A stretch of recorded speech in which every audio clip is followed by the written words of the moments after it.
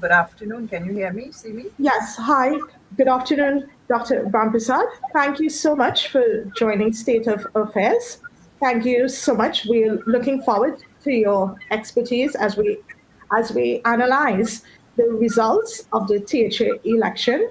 And as I delve straight into it, Dr. Rampersad, it's TPP 15 PNM 0.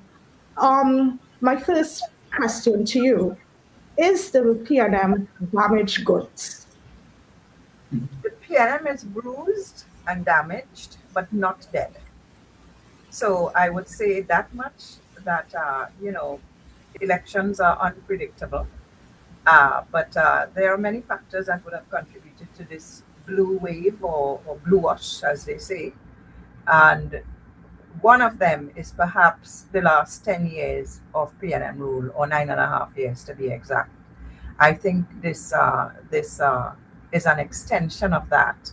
But as far as the damaged goods is concerned, we have to keep in mind this is not just a political party. The PNM is an institution, a 1956 long-standing party, and it's been through all the elections in Tobago, whereas the other parties have morphed into each other. So it was, DAC in the 80s, early 90s, then we had the NAR, then we had the TOP, DAC back, then we had the PDP, and now the TPP. And all of them have actually come up against the PNM, which is the one constant party throughout. So I wouldn't say, and I would never go so far as to say that the party is dead or even dying. Political parties have a life of their own, and they have an uncanny capacity to revive themselves and to re-image themselves, revive themselves. Who would have expected, for example, Prasad Bisesa to have come back into the political fray after so much opposition, even internally, and many predicting that she was not electable, all kinds of allegations and comments made. And yet she came back with a resounding victory in April 2028. So political scientists who are prudent would be careful to dismiss a political party outright, especially one that has been an institution for a long time. But I think you really want to go into the reasons and the factors contributing to the blue wave last night. Took many people by surprise. I have to say I wasn't so surprised because I was looking at the campaign and I was looking at the issues. I thought that the PNM would have retained that one seat that they had, which they didn't. And even during the coverage last night, it seemed that they were leading for a while on that particular seat. But when the votes all counted, it was a different message, so a different result. So this blue wave, I think, are surprising people in Trinidad and Tobago and beyond. And also because this is not ethnopolitics at play as it is in Trinidad. Tobago has a pretty homogeneous population, ethnically homogeneous population. So this is not race politics at play at all here. And the UNC actually kept out, conveniently, prudently, out of this race, out of this business, kept out. There were national issues on the platform, like the radar, for example. It's more than a national issue. It's actually foreign policy. It's an international issue. U.S. Venezuela relations and the ousting of President Maduro was also part of the campaign. And there were other issues, there were tons of issues, but I think the TPP was doing a better job of conveying to the population what their concerns are and how they were going to deal with it. And that represented itself well in their blueprint, which was their very comprehensive manifesto. Dr. Rampersad, I would like to just step up a bit. To the lead up of the election, I would say that there was a lot of a lot of talk about this radar issue. I think it became one of the main topics because the PNM, I think they exploited it in every manner. But do you think that the ousting of President Maduro within the last week, do you think that that would have influenced? Because what we saw is that on over the last few weeks, there was a lot of propaganda. People were saying that a war was to be, something was going to happen. And there were a lot of mischievous people pushing online, pushing everywhere that this is the purpose of the radar being installed. And then after we saw in the still of the night, the US government came, extracted President Maduro, and everyone was left shocked. Do you think that this had some form of influence in the result that we saw last night? Yes, I think that it actually worked for the TPP in as much as the PNM could no longer use it as a card. And because the inference was, and I think what they were attempting to do in the campaign was to make a connection between the Prasad Bisesa administration government, the ousting of Maduro, and the TPP, because there were talk even in the end about the Calcutta ship returning, and this is a card they played before, and it may have worked in 2013 when they actually grasped all the seats, 12-0 in 2013, that is the PNM. But it didn't work this time because, for one, everybody saw how that tactical operation took place. It was the US military in the ocean and on the ground. Prasad Bisesa was consistent that she was supporting the war on drugs, the war on narco trafficking, the war on human trafficking, the war on crime, and money laundering, but not regime change in Venezuela. And so when that actually took place and how it took place was clear that the Trinidad and Tobago government had no say. The other concern was that Trinidad and Tobago would be used as a launching pad. But we saw that they did not need Trinidad and Tobago. And, it was really foolish when you understand how the US work that they would even need Trinidad and Tobago as a base, because they have Puerto Rico right there, and which is where they actually used Puerto Rico, which is their protectorate. So the launching pad argument didn't work.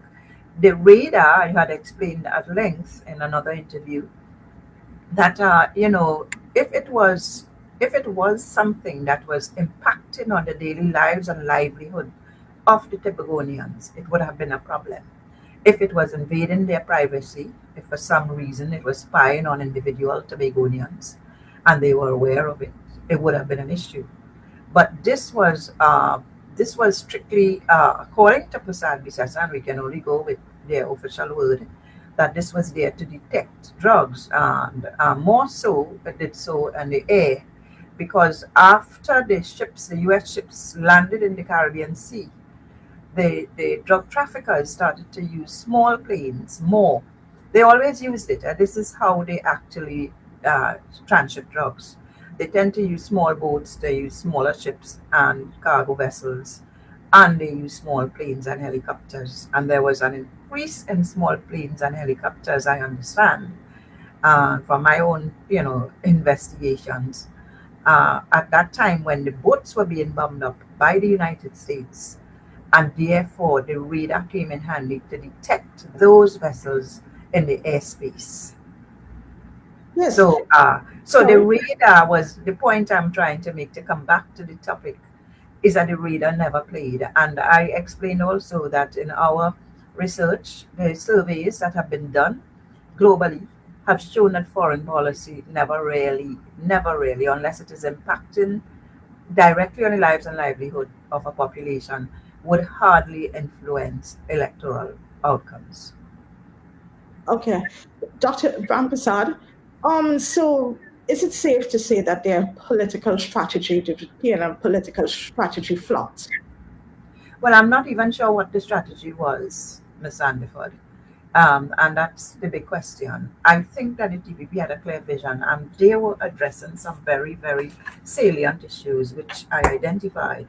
They recognized the whole issue of youth unemployment. And last night in the panel I was in, there was the youth officer, the youth representative, and very, very lucid, young man. He knew what he was talking about, very much aware, very, very articulate of the concerns of the youth. So this is a national problem. It's not just a Tobagonian problem. And my take on it is that we at the university, because as you know, I'm a lecturer in political science, head of the Department of Political Science and lecturer in international relations as well. We train them, we educate them, but to our, to our discomfort, these youths cannot find jobs commensurate with their qualification. So it's more underemployment than unemployment.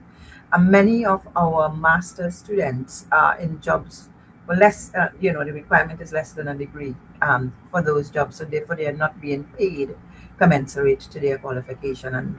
And now we are actually graduating more master's students than ever. So we see a lot of our undergraduates going into taking masters, some because they can't find jobs, others because they want a higher education because now, almost everyone has a first degree. So the country is highly educated. Our youths, our working population, highly educated. And that was facilitated over the years by the government assisted tertiary education program GATE, where even our working students could have taken and gotten an education virtually for free, didn't have tuition fees to pay. Now that's no longer there for the older students, and the younger ones undergo a means test. But this was an issue that the TPP played and they worked on, and they have it in their blueprint and in their manifesto, and the concerns of the youth generally.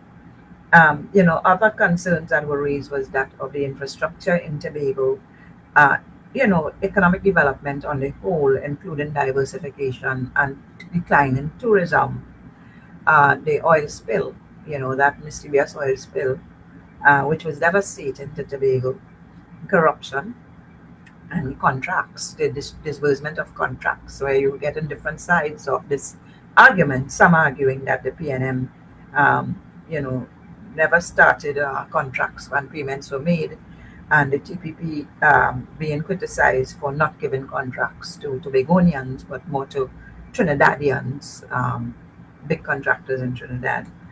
The whole issue of the issues of transparency, honesty, and integrity, and of course accountability, those were always there, and the autonomy. And I think this is where Farley Augustine had the edge.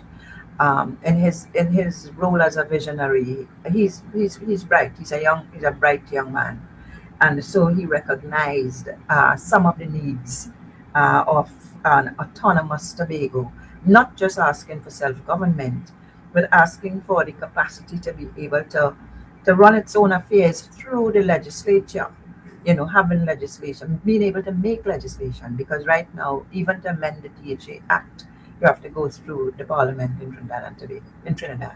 So these were some of the concerns, and the PNM, I think, compounded it with Dr. Rowley's frequent appearance in the media, and that the relevance of that being questioned, and who is the real political leader of the PNM, while you have a legitimate Penelope Beckles there, legitimately appointed, but he rearing his head as a former prime minister, frequently in the media, even holding a meeting in Tobago. I'm not sure if you're aware of this, Yes. where people didn't show up. And so his appearance and his presence, I think in the end they realized, and probably asked him to stay away, because in the end he didn't make many appearances after that Tobago fiasco. He didn't show up, but it was already there. You see, the damage was already done, and people are asking who's the real leader. But also because many of the same players are there, many of the same players of the last 9.5 years, and that is why I started off by saying that this is an extension of the sentiment of the people of not just Trinidad, but of Tobago as well, because they rejected them also in the general election polls. The Tobago seats went to the TPP, did not go to the PNM. Even Tobago West, which is closer to the PNM, they could not hold on to. So they have a lot of work to do. They have internal elections in April, and they have a tremendous amount of work to do. So I have some statistics that came in today, and I don't know if you Yes, thank did. you. Yes, I would appreciate it. Yeah, so these are preliminary results. So let me temper it by saying that the IDA, which is a third party Innovative Democratic Alliance, got 181 votes, and the PNM got 10,456 votes. The TPP got 16,240 votes, and another third party, the Unity of the People, they got 8 votes. So it's really around nearly 6,000 votes difference between the PNM and the TPP. And if we look at the figures, and we look at the general election figures as well, on April 28th, the conclusion that I would come to is that the PNM supporters, traditional PNM supporters, stayed away. Because the voter turnout, I got a figure here where they said it was something like 50%, just over uh, the registered electorate was 53,239 voters across the 15 electoral districts, and they recorded an approximate 50.69% voter turnout, which is not very high. So that's half your electorate didn't vote. And we saw that also a 57% in Trinidad on April 28th. And it was more than 125,000 PNM supporters that would have come out in 2020 general election did not come out in the 2025 general election. And similarly here we are seeing, a similar trend to the last THA election, which was in December 2021, when Watson Duke won 14 against 1 for the PNM in the THA elections, suggesting that again the PNM supporters did not come out. So they disenfranchised with their party, they disillusioned, and for the TPP to have this blue wave, yeah, this blue wash, uh, Sorry. for the TPP to have captured all 15 seats, it suggested that their supporters came out in droves. Dr. Rampersad, in our last few minutes, is it uh, is it that, as you said, PNM supporters are so disenfranchised, but is it that the new leadership led by the Penelope Buckles, could we say that she is now paying the ultimate price for being in this cabinet, the former cabinet, for 10 years? Now that she's paying the ultimate price, that no matter how they try to make strides, their supporters continue to reject them. And that's why I said same faces, same old, not only her. So we wouldn't want to blame her alone. But Alone. also, yes, it's unfair to blame her alone. This Mhm. is what she inherited. Yes, she was in the cabinet too, but there were a whole bunch of them there who were also in the cabinet. But it's a legacy that they inherited. The bullying, the uncaring. I don't know if you're aware, I'm also the leader of we got the West Indian Group of University Teachers, a trade union. And I have to tell you, we never had, and I've been in the union since 2008 in various capacities, and we've never had so much hell just to get a remit. All we were asking for, we submitted a proposal, and all we wanted was an offer. Even if you were offering 000, ultimately they threw 2% and 2% to the population, or 3% and 3%, and then the prime minister took 47% for himself and resigned. And so that was the straw that actually broke the camel's back. And it led to the definite defeat. The writing was in the wall, but it sealed it. It led to the definite defeat of the PNM in April 28th. All of them stood by and allowed it. We were negotiating the principal with the Minister of Finance. It was a very, very rough road. They all talked about how difficult it is because they didn't want to negotiate with the trade unions. They treated the trade unions with disdain. And the two of them that went on the platform brought home seats, brought home two seats, Labray and Point Fortin, which are in the Labour belt of Trinidad. Brought home two of those seats against the PNM. Traditional PNM seats, that only happened, I think, under the NAR to lose those seats. You don't lose those seats easily. And PNM never lost those seats easily.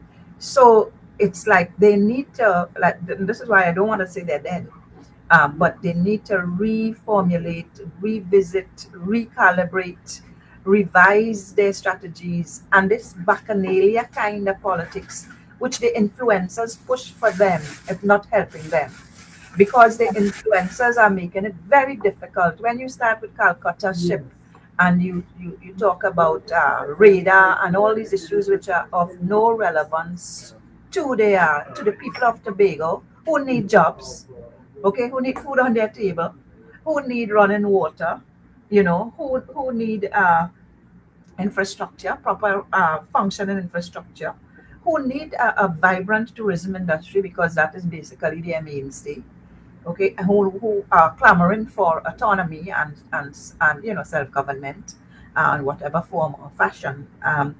You have so many important things to talk about, but you have these influences create a very base kind of arguments and attacks. And UNC wasn't in the race, but you're talking the UNC as a partner of the TPP, which I don't think was happening. I think they have a relationship, which they have to have, because the central government funds the TPP, and it is important that whoever holds the reins of the TPP should work amicably with the central government. That is very, very critical. Otherwise, all fall down for Tobago because the funds are disbursed from Trinidad. So that relationship is important. Whoever is the government in Trinidad, is important that they have that relationship. But it was being scandalized as some kind of uncanny alliance, unholy alliance, and that the UNC was funding the TPP and all kinds of things like that. So, but I thought it was a brilliant campaign. I think Fali Augustine launched a brilliant campaign. I expected 14, he got 15. He was hoping for 15. So, the most we can say now is, congratulations, Mr. Augustine. Phenomenal victory. Yes. Well, Dr. Rampersad, do you think that there's a crisis of leadership in the PNM because Dr. Rowley made a faux pas with Stuart Young, and then there was the same type of situation keep reoccurring within the PNM where the leadership is concerned, where people did not want Stuart Young, the people who were voting in caucus did not want it, the ex-president didn't want it was forced upon them, they get a negative result. Then again, Stacey Davis and Celestine, she was supposed to not be there, and then they forced her there, they got a negative result. Now this time again, Ansel Dennis, he was not supposed to be there. The people in Tobago, the PNM people in Tobago were saying that he should step aside. He spoke to Penelope Becker, leader of the PNM, and he said he wants to stay, she allowed him to stay, and now they get a negative result. So are we seeing a crisis of leadership? I think so. I think there's a leadership problem. I listened to him last night. He brought back the radar issue and its relevance. Again, something he shouldn't be doing because it didn't bring them victory. So at that point, he should not be going there. Announced his departure, that he is now going to resign. So he didn't show the kind of strength and fortitude nor the kind of vision that the PNM currently needs. As for Penny, I think she has to face the polls. I would not want to be too harsh on her leadership right now, but I think she has a lot to do to gain the trust and confidence of the PNM supporters who abandoned ship. They abandoned ship in April 28th and they abandoned ship again. And so we would have to, still test the waters with her. But they are having internal elections in April, PNM, and it will be interesting to see if they are going to recalibrate or if we're going back with the same old, whom the people certainly don't have any trust and confidence in. okay. Thank you very much, Dr. Rampersad. And we look forward to speaking further with you on other interviews and to, of course, with you always sharing your very learned expertise in this area. Thank you for joining us at such short notice. You're Thank you. most welcome, and thank you very much for having me. Thank you. Bye.